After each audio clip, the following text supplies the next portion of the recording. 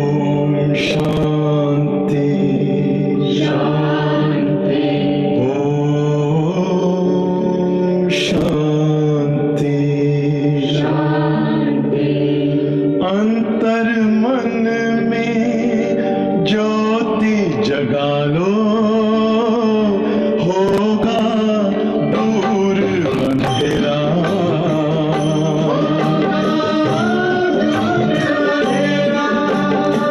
शिव का कर लो ध्यान, आ रहा पावन पुण्य सवेरा।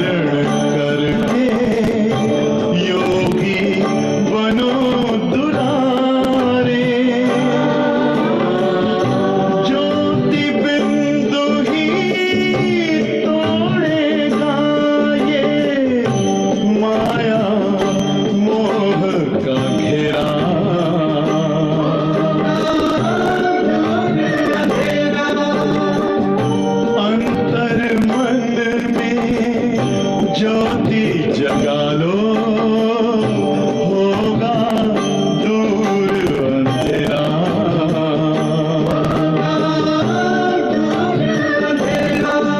ओम शांति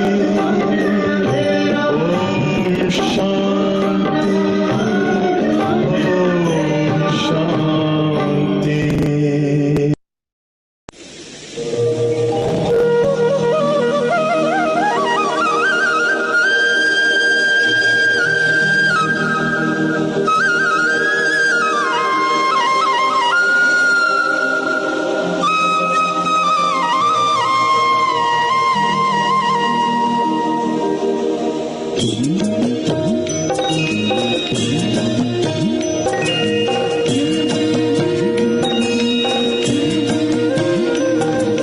बाबा तेरी मीठी मुरली की धुन सुन करके मन हर्षाए, हो सुन करके मन हर्षाए। बाबा तेरी मीठी मुरली की धुन सुन करके मन हर्षाए, हो सुन करके मन हर्षाए। रास रचाए साथ तुम्हारे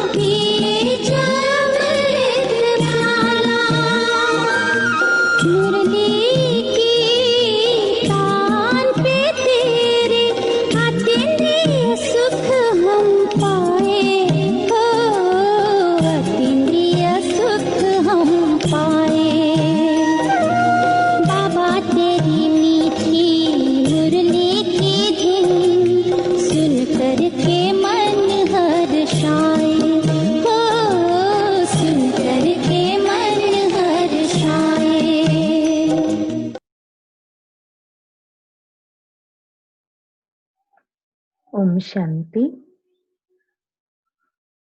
आज की बाबा की मुरली है 10/11/2020। बाबा आज मुरली के सार में कह रहे हैं, मीठे बच्चे, आत्मा को सतो प्रधान बनाने का पूर्ण फिक्र रखो। कोई भी खामी रह न जाए, माया गफलत न करा दे। बाबा आज मुरली के सार में कह रहे हैं कि बच्चे, आपको अपनी आत्मा को सतो प्रधान बनाना है, तो उसके लिए चेकिंग है कि कोई भी आत्मा के अंदर कमी न रह जाए। अगर कमी होगी तो बाबा कहते हैं आत्मा बेदाग नहीं बनेगी, दाग रह जाएगा। तो बाबा कहते हैं इस बात में गफलत नहीं करो। और विशेष बाबा कहते हैं सतो प्रधान स्वयं को बनाने के लिए चिंता जरूर करो। प्रश्न है, तुम बच्चों के मुख से कौन से शुभ बोल सदा निकलने चाहिए?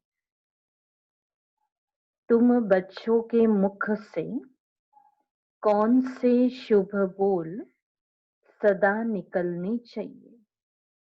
तो बाबा कह रहे सदा मुख से यही शुभ बोल बोलो कि हम नर से नारायण बनेंगे, कम नहीं है। हम ही विश्व के मालिक थे, फिर से बनेंगे। लेकिन यह मंजिल ऊंची है, इसीलिए बहुत बहुत खबरदार रहना है। अपना पोता मिल देखना है। एम ऑब्जेक्ट को सामने रख पुरुषार्थ करते रहना है। हार्ट फेल नहीं होना है। ओम शांति। बाबा कहते बाप बैठ रूहानी बच्चों को समझाते हैं। यहाँ जब याद की यात्रा में बैठते हो तो भाई बहनों को कहो कि तुम आत्म अभिमानी हो बैठो और बाप को याद करो। यह नियम है, यह विधि है जो बाबा हम बच्चों को बता रहे हैं कि जब भी बाबा के सामने बैठो तो जैसा बाप है वैसे हम बन जाए। हमारा शिव बाबा निराकार है, तो मुझ आत्मा को भी बाबा के सामने बैठकर स्वयं को उस निराकार स्थिति में स्थित करके बैठाना है। तो यह स्मृति दिलानी चाहिए। तुमको अभी यह स्मृति मिल रही है। हम आत्मा हैं, हमारा बाप हमको पढ़ाने आते हैं। हम भी कर्मेंद्रियों द्वारा पढ़ते हैं।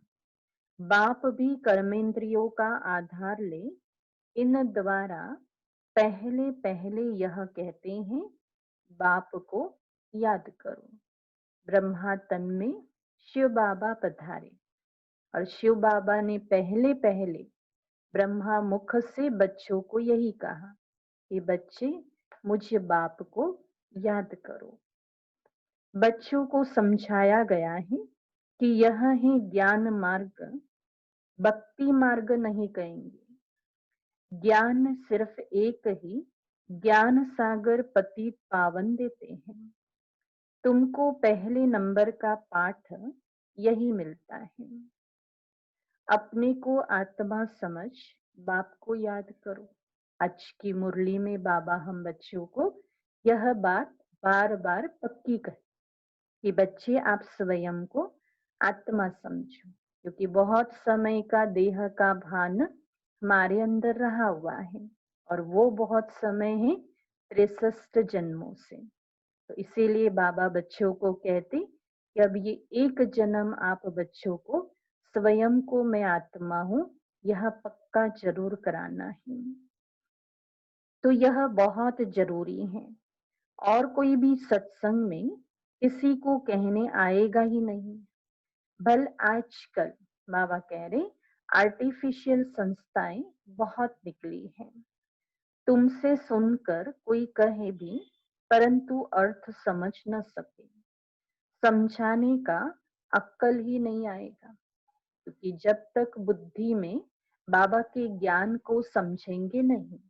बाबा ने कल की भी मुरली में यही बात बच्चों को स्पष्ट की थी कि बच्चे पहले आप अपनी बुद्धि को बाबा के ज्ञान से भरपूर कर दो। जब बाबा के ज्ञान को समझ जाएंगे तब बाबा कहते आप समझा सकेंगे। लेकिन बाबा कहते कई बार कई आत्माएं ऐसी होती हैं जो इस ज्ञान को समझ नहीं पाती हैं। तो यह तुमको ही बाप कहते हैं कि बेहद के बाप को याद करो तो विकर्म विनाश हो जाएंगे। विवेक भी कहता है यह पुरानी दुनिया है। नई दुनिया और पुरानी दुनिया में बहुत फर्क है। वह है पावन दुनिया, यह है पतित दुनिया। बाबा कहते बुलाते भी हैं, हे पतित पावन आओ, आकर के पावन बनाओ।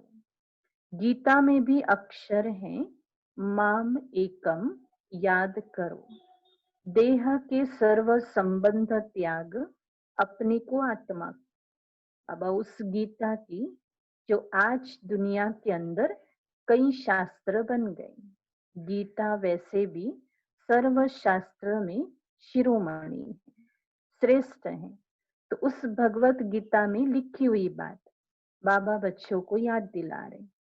बाबा कहते उसमें भी यह अक्षर लिखे हैं कि माम एकम याद करो।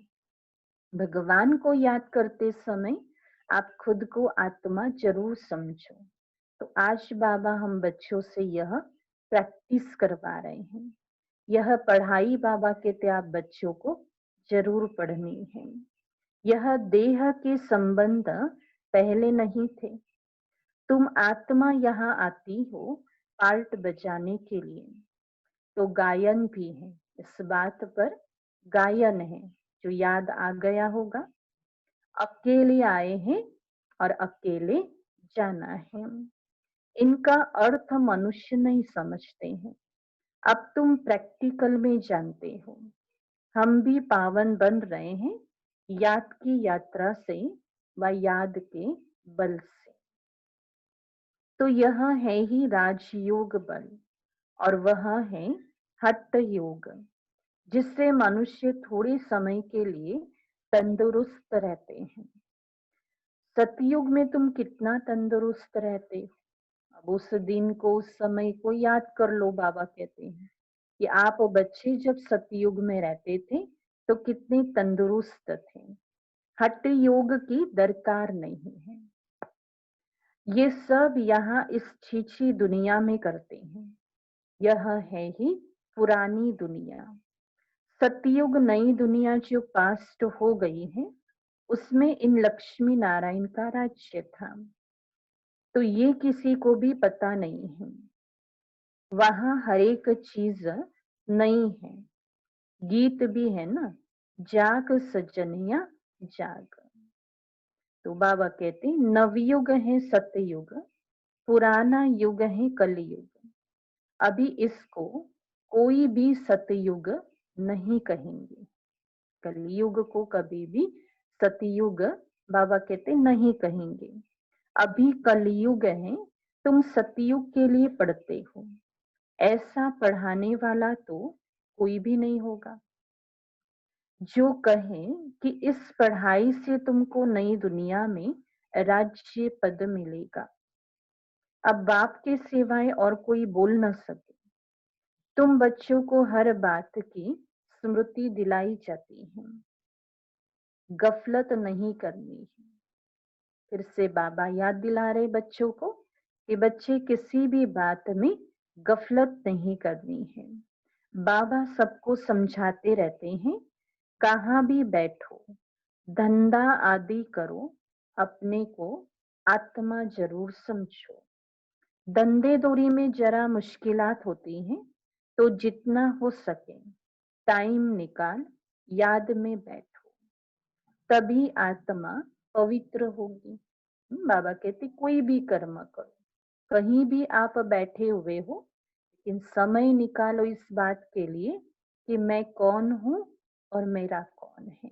अपने आप को वो स्मृति दिला दो कि वास्तव में हूँ तो मैं आत्मा, केवल इस कर्म क्षेत्र पर निमित्त मात्र मुझे कर्म करने हैं। जो भी मैं कर्म कर रही हूँ, उस कर्मों के अंदर मैं हूँ तो वास्तव में आत्मा, और मैं परमात्मा का बच्चा हूँ, और मुझे एक दिन उसी परमात्मा के साथ अपने उस घर की ओर वापस लौटना है। तो बाबा कहते हैं धंधे दोरी में जरा मुश्किलात होती हैं, तो जितना हो सके टाइम निकाल करके बैठो, तभी आत्मा पवित्र होगी। और कोई उपाय ही नहीं है। तुम राज योग सीख रहे हो नई दुनिया के लिए, वहां आयरन एजेड आत्मा जा न सके। माया ने आत्मा के पंख तोड़ डाले। अब ये भी बाबा ही बता रहे हैं कि बच्चे देखो मैंने आपको क्या दिया था, कितने सुंदर ज्ञान और योग के पंख दिए थे कि जिससे आप आत्मा सदैव उड़ती कला में रहती थी। लेकिन आज ये समय ऐसा चल रहा है जो माया ने पंख काट डाले। आत्मा उड़ती है ना, एक शरीर छोड़ दूसरा लेती है। आत्मा है सबसे तीखा रॉकेट। तुम बच्चों को यह नई नई बातें सुनकर वंडर लगता है। स्कूल में विद्यार्थियों की बुद्धि में विद्या याद रहती है ना, तो तुम्हारी बुद्धि में अब क्या है? बुद्धि कोई शरीर में नहीं है, आत्मा में ही मन बुद्धि है। आत्मा ही पढ़ती है, नौकरी आदि सब कुछ आत्मा ही करती है। शिव बाबा भी आत्मा है, परंतु उनको परम कहते हैं। भगवान शिव बाबा भी आत्मा है, परंतु उन्हें परम आत्मा कहते हैं। वह ज्ञान का सागर है, वह बहुत छोटी बिंदी है, यह भी किसी को पता नहीं है। उस बाप में संस्कार है, वही तुम बच्चों में भरे जाते हैं। तो बाबा कहते हैं अभी तुम योग बल से पावन बन रहे हो, उसके लिए पुरुषार्थ करना पड़े। पढ़ाई में फुरना तो रहता है कि कहाँ हम फेल न हो जाए। बाबा की पढ़ाई तो हमें अगले 21 जन्मों तक मदद करेगी।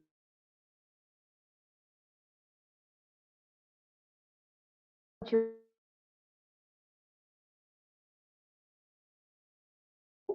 सफल कर लो, तो सफल करने का तरीका ही बाबा बार बार बता रहे हैं कि आप स्वयं को आत्मा समझो।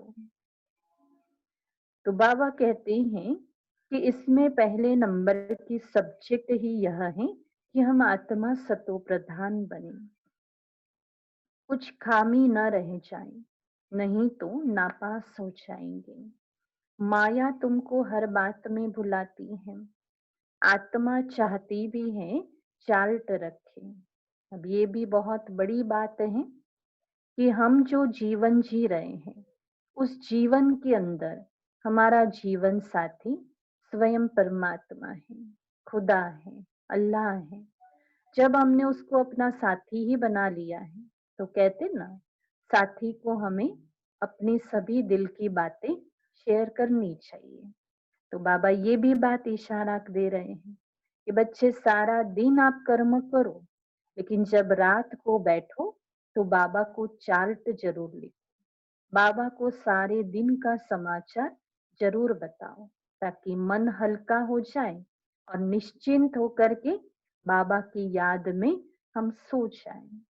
सारे दिन में कोई आसुरी काम न करें, परंतु माया चार्ट रखने नहीं देती। ये भी बाबा बता रहे हैं कि सुबह सुबह तो हम संकल्प कर लेते हैं कि आज तो बाबा को चार्ट लिख करके दे देंगे, लेकिन धीरे धीरे माया भी क्या करती है, लिखने नहीं देती है। तुम माया के चंबे में आ जाते हो। दिल कहती भी है पोता मेल रखे। व्यापारी लोग हमेशा फायदे नुकसान का पोता मेल रखते हैं ना। व्यापारियों का ये जरूर अटेंशन होता है कि दिन भर वो धंधा कर लेते हैं, लेकिन रात को बैठ करके गिनती भी करते हैं कि आज हमने सारे दिन में कितना कमाया और कितना हमारा नुकसान भी हुआ। बाबा बच्चों को कहते हैं कि बच्चे आप भी क्या करो, शिव बाबा से ज्ञान रत्नों का व्यापार करो। बाबा से ज्ञान लो और फिर ज्ञान को बांटना भी शुरू करो। जो भी आपको मिले उसे ज्ञान का दान जरूर करो और फिर रात को बैठ के देखो कि मेरा कितना नुकसान हुआ। क्या मैंने किसी को ज्ञान दिया? तो हाँ, फायदा हुआ। और अगर मैंने किसी को ज्ञान नहीं दिया, किसी का भला नहीं किया, तो वहां मेरा नुकसान भी हुआ। तुम्हारा तो यह बहुत बड़ा पोतामेल है, 21 जन्मों की कमाई है। इसमें बाबा कहते गफलत नहीं करनी है। बच्चे बहुत गफलत करते हैं। इस बाबा को तो तुम बच्चे सूक्ष्म वतन में स्वर्ग में भी देखते हो। कौन से बाबा को? ब्रह्मा बाबा को। बाबा कहते ब्रह्मा बाबा से तो आप जो सर्वगुण संपन्न बन जाता है, संपूर्ण फरिश्ता बन जाता है, तो लाइट स्वरूप ब्रह्मा बाबा को हम सूक्ष्म वतन में जाकर के मिल सकते हैं। और वही ब्रह्मा बाबा नई दुनिया सतयुग में हमारे साथ भी रहता है, लेकिन वो ब्रह्मा का स्वरूप नहीं रहता। वो तो बहुत ही सुंदर 16 कला सर्वगुण संपन्न वाला सुंदर श्री कृष्ण का स्वरूप बन जाता है। तो इसीलिए बाबा कहते हैं इस बाबा के साथ तो आप रहते हो। बाबा भी बहुत पुरुषार्थ करते हैं, ब्रह्मा बाबा भी बहुत पुरुषार्थ करते हैं, वंडर भी खाते रहते हैं। बाबा की याद में स्नान करता हूँ, भोजन खाता हूँ, फिर भी भूल जाता हूँ, फिर ज्ञान याद करने लगता हूँ। तो यह ब्रह्मा बाबा अपना खुद का अनुभव सुना रहे हैं कि मैं जो भी कर्म करता हूँ, भोजन करता हूँ, स्नान करता हूँ, जो भी कर्म करता हूँ, लेकिन मैं शिव बाबा को याद जरूर करता हूँ। बड़ी सब्जेक्ट है यह, 4 सब्जेक्ट है। ज्ञान योग धारणा सेवा, तो ये 4 सब्जेक्ट है। लेकिन बाबा कहते इस चारों सब्जेक्ट में सबसे महत्वपूर्ण सब्जेक्ट है शिव बाबा को याद करना, जिसमें मेहनत करनी है। तो बाबा कहते इस बात में कोई भी मतभेद आ नहीं सकता। गीता में भी है, देह सही देह के सब धर्म छोड़,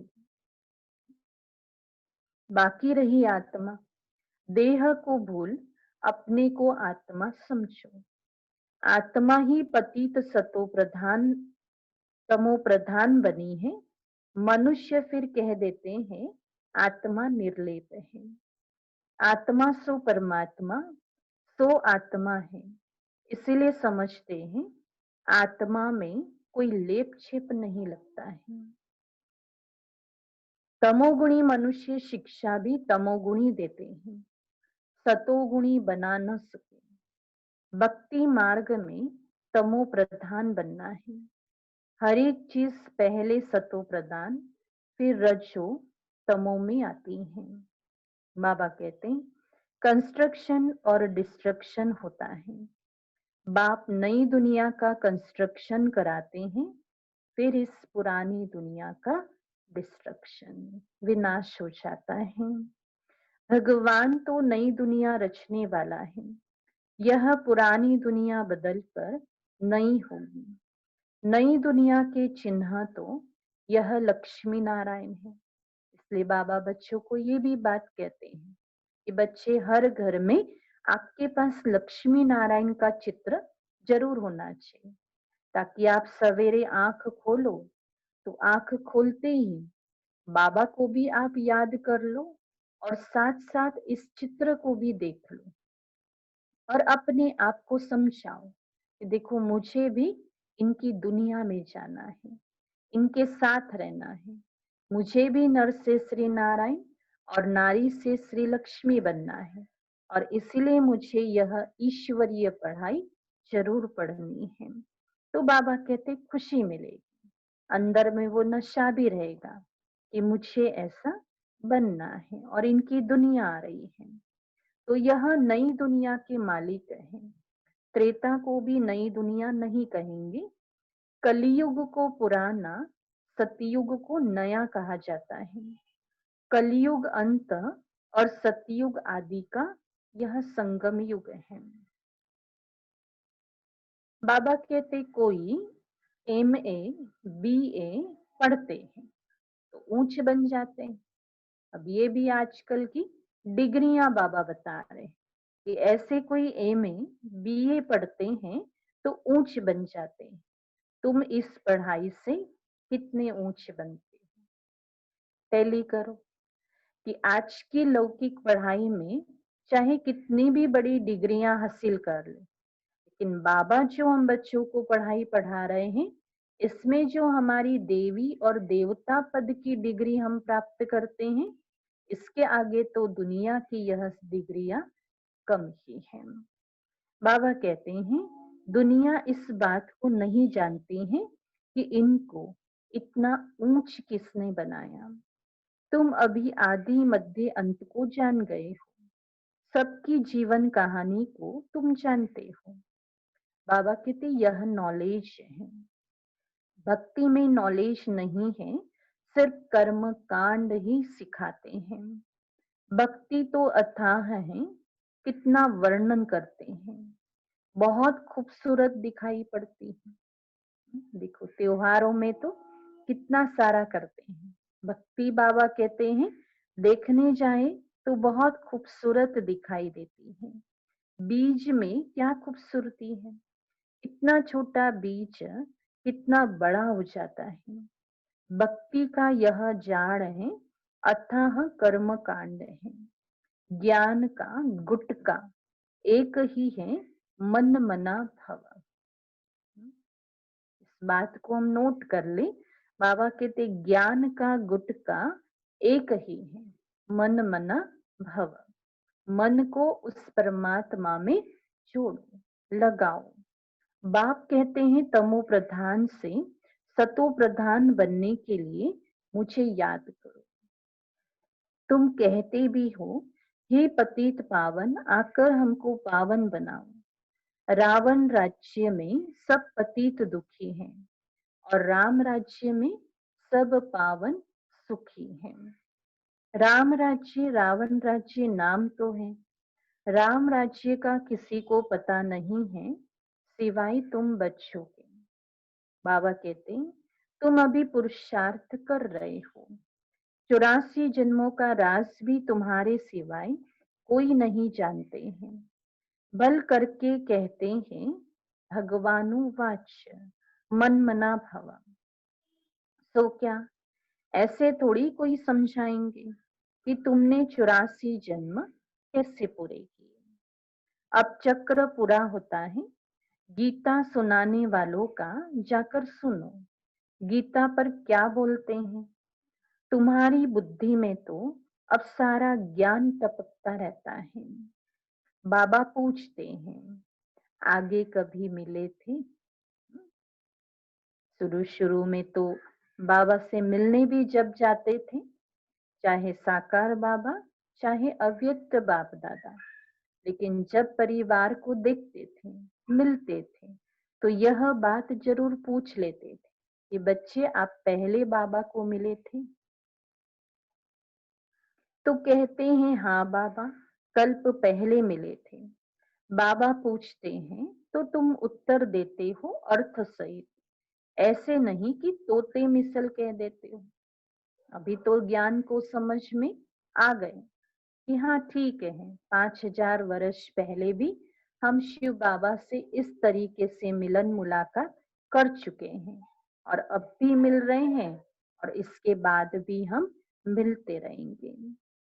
तो तुम कह सकते हो हमने विश्व का राज्य पाया था, उसमें सब आ जाता है। बल तुम कहते हो नर से नारायण बने थे, तुम परंतु विश्व का मालिक बनना, उसमें राजा रानी और डीटी डिनाइस्टी सब है। उनका मालिक राजा रानी प्रजा सब बनेंगे। इसको कहा जाता है शुभ बोलना। बाबा कहते हम तो नर से नारायण बनेंगे, कम नहीं है। बाप कहेंगे हाँ बच्चे पूरा पुरुषार्थ करो। जब बाबा को बच्चे कह रहे हैं कि बाबा हम जरूर नर से नारायण बनेंगे, फिर भी बाबा बच्चों को कह रहे हैं बच्चे पुरुषार्थ करो, अपना पोता मिल भी देखना है। इस हालत में हम ऊंच पद पा सकेंगे व नहीं। कितनों को रास्ता बताया। तो यह दो प्रश्न बाबा ने मुरली में रखे कि अपने आप से स्वयं से यह जरूर पूछो।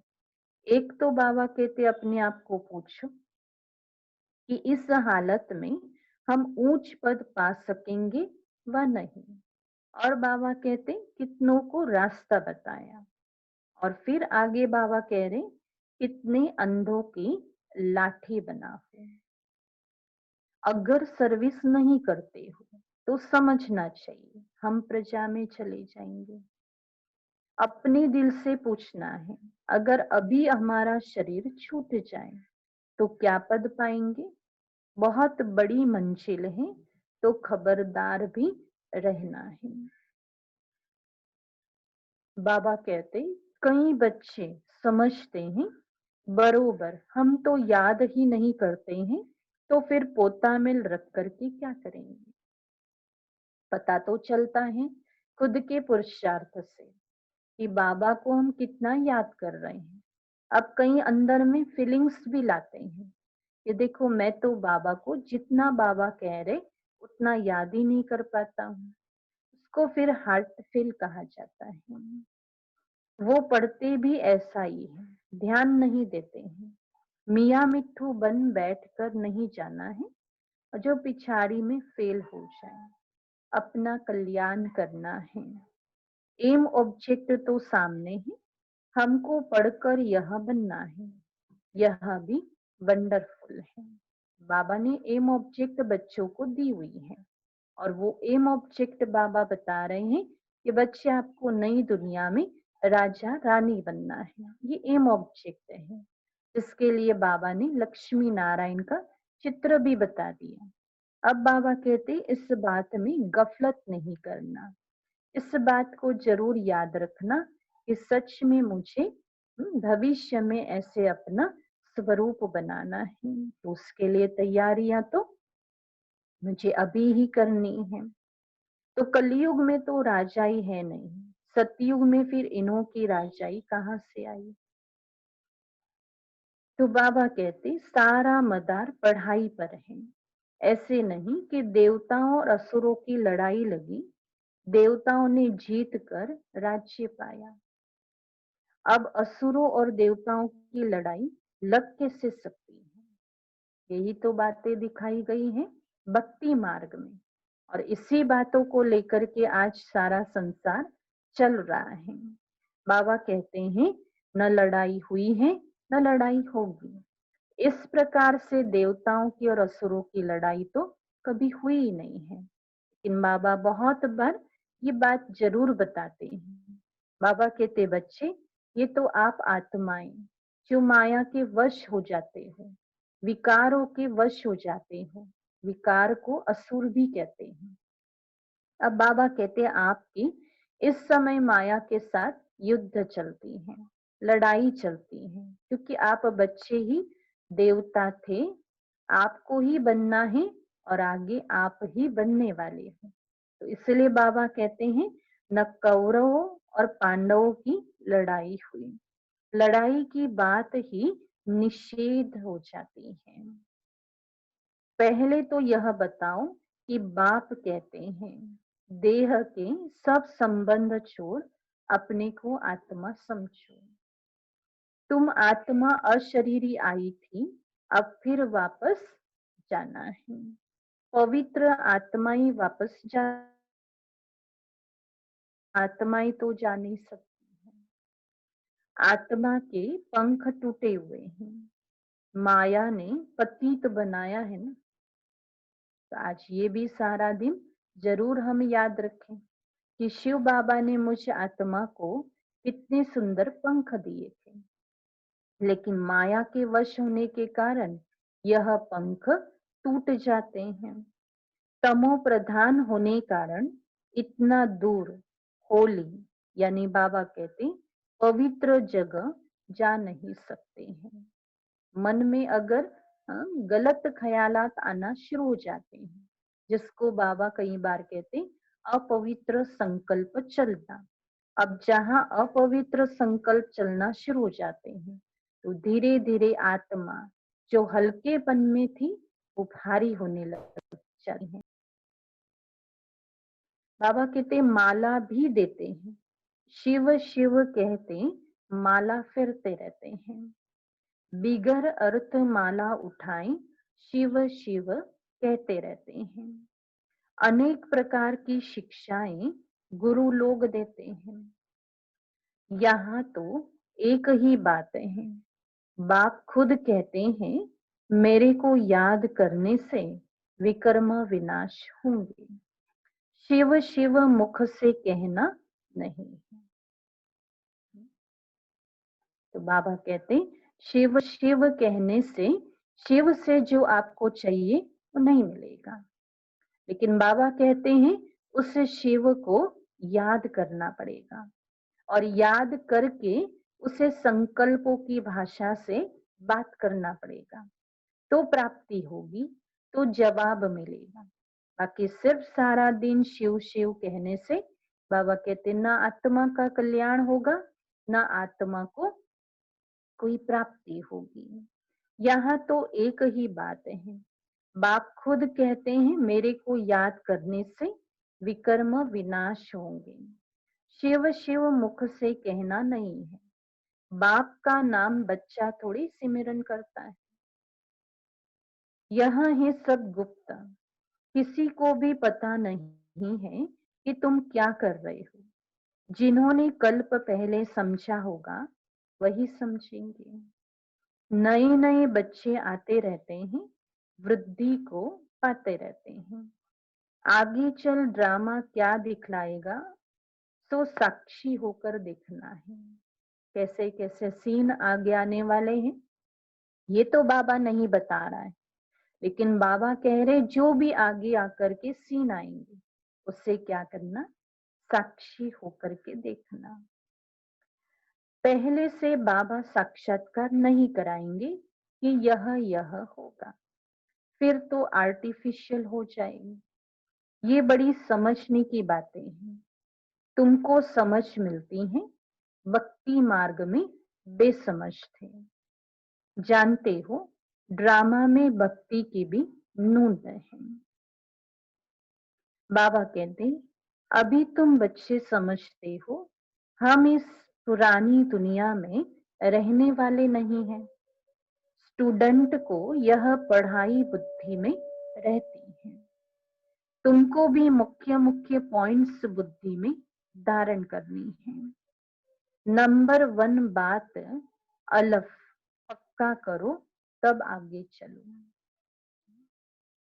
नहीं तो फालतू पूछते रहेंगे। बच्चियां लिखती हैं फलाने ने लिख करके दिया है कि गीता का भगवान शिव है। यह तो बिल्कुल ठीक है, बल ऐसे कहते हैं, परंतु बुद्धि में कोई बैठता थोड़ी है। अगर समझ जाए कि बाप आया है तो कहे ऐसे, बाप से हम जाकर के मिलते हैं, वर्षा लेते हैं, एक को भी निश्चय नहीं बैठता। बाबा बता रहे हैं कि अगर किसी ने कहा कि मुझे शिव बाबा पर पूरा निश्चय है, मुझे शिव बाबा का परिचय मिल गया, ये बात राइट है, ऐसे समझ रहे हैं। लेकिन फिर भी बाबा कहते हैं तब मानेगा शिव बाबा जब वो कहे कि ऐसे शिव बाबा जो मुझे मिले हैं, बस मैं उन्हें अभी ही मिली हूँ। मैं शिव बाबा की हर बात समझूं, मैं शिव बाबा को रोज याद करूं, तो शिव बाबा समझेगा कि इसने समझ लिया है। एक को भी निश्चय नहीं बैठता है, फट से एक की भी चिट्ठी नहीं आती है। तो ये भी हम करें कि बाबा को पत्र जरूर लिखें, कोई भी बात हो चिट्ठी जरूर लिखें। बल करके लिखते भी हैं कि नॉलेज बड़ी अच्छी है, परंतु इतनी हिम्मत नहीं होती जो समझे वाह ऐसा बाबा जिससे हम इतना समय दूर रहें, भक्ति मार्ग में धक्के खाएं। अब वह बाप विश्व का मालिक बनाने के लिए आए हैं, तो भाग करके आए, आगे चल निकलेंगे। अगर बाप को पहचाना है, ऊंचते ऊंच भगवान है, तो उनका बनो ना। बाबा यही देख रहा है कि बच्चे सिर्फ कहते हैं कि बाबा अच्छा है, बाबा का ज्ञान अच्छा है, लेकिन ज्ञान में चलना भी जरूर है।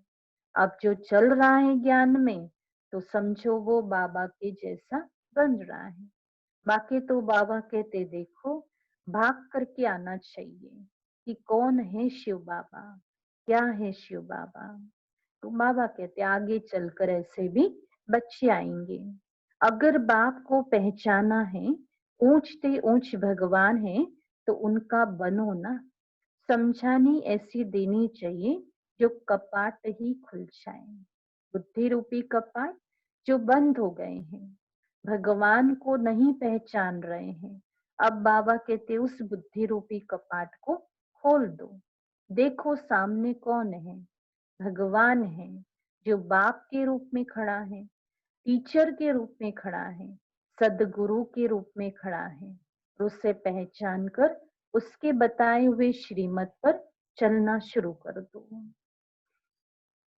अच्छा, मीठे मीठे सिखिलद्दे बच्चों प्रति माता पिता बाप दादा का याद प्यार और गुड मॉर्निंग। रूहानी बाप की रूहानी बच्चों को नमस्ते। हम रूहानी बच्चों की रूहानी बाप दादा को याद प्यार, गुड मॉर्निंग, नमस्ते।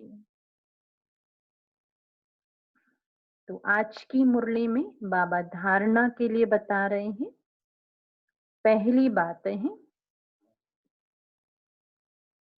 बाबा कहते हैं धंधा आदि करते आत्मा को पावन बनाने के लिए समय निकाल याद की मेहनत करनी है। धंधा आदि करते आत्मा को पावन बनाने के लिए समय निकाल याद की मेहनत करनी है। कोई भी आसुरी काम कभी नहीं करना है। दूसरा है अपना और दूसरों का कल्याण करना है। पढ़ाई पढ़ना और पढ़ाना है। मियाँ मिट्ठू नहीं बनना है। याद का बल जमा करना है। तोते को जितना सिखाएंगे वो उतना ही बोलता है। इसलिए बाबा आज बच्चों को इशारा दे रहे हैं कि बच्चे आपको इस तरीके का नहीं बनना है। लेकिन बाबा कहते हैं इतना अंदर ज्ञान का मनन चिंतन करते रहो जो उस ज्ञान का विस्तार हो, और वो मंथन किया हुआ ज्ञान बाबा कहते हैं आप दूसरों को जरूर सुनाओ। तो आज की मुरली में वरदान है साकार बाप को फॉलो कर नंबर 1 लेने वाले संपूर्ण फरिश्ता भव।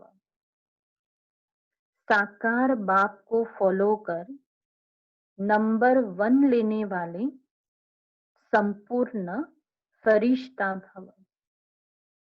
तो बाबा कहते हैं नंबर 1 आने का सहज साधन है जो नंबर 1 ब्रह्मा बाप हैं, उसी वन को देख। अनेकों को देखने के बजाय एक को देखो और एक को फॉलो करो। ब्रह्मा बाबा को देखो और ब्रह्मा बाबा को फॉलो करो। हम सो फरिश्ता का मंत्र पक्का कर लो तो अंतर मिट जाएगा। फिर साइंस का यंत्र अपना काम शुरू कर देगा और आप संपूर्ण फरिश्ते देवता बन नई दुनिया में अवतरित होंगे।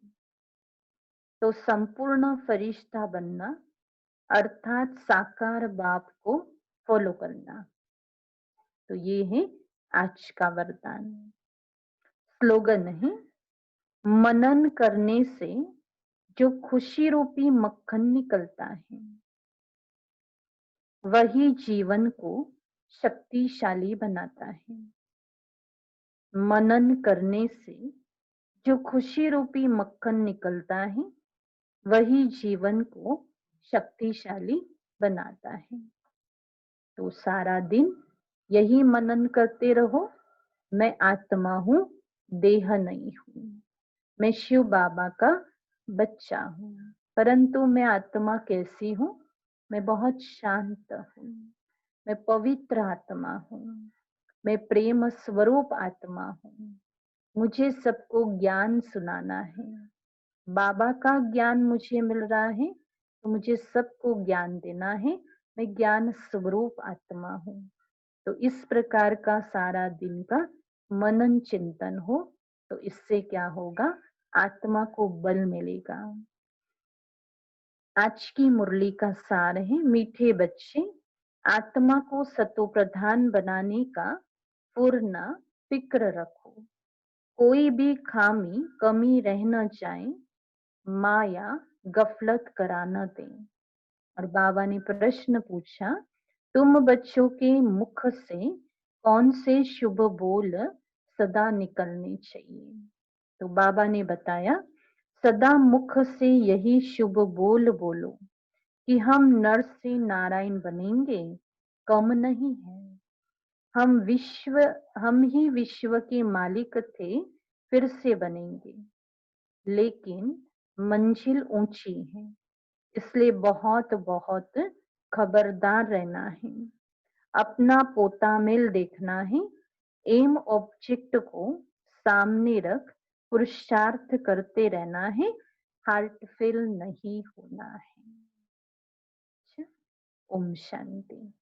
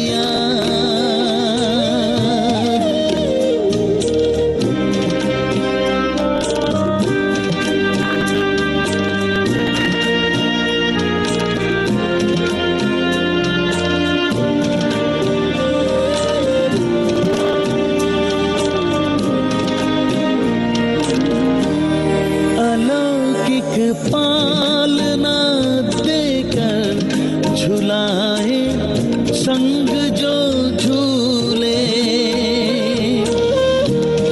अतीन्द्रिय सुख भरे वो दिन भुलाए, हमको ना भूले, भुलाए हमको ना भूले।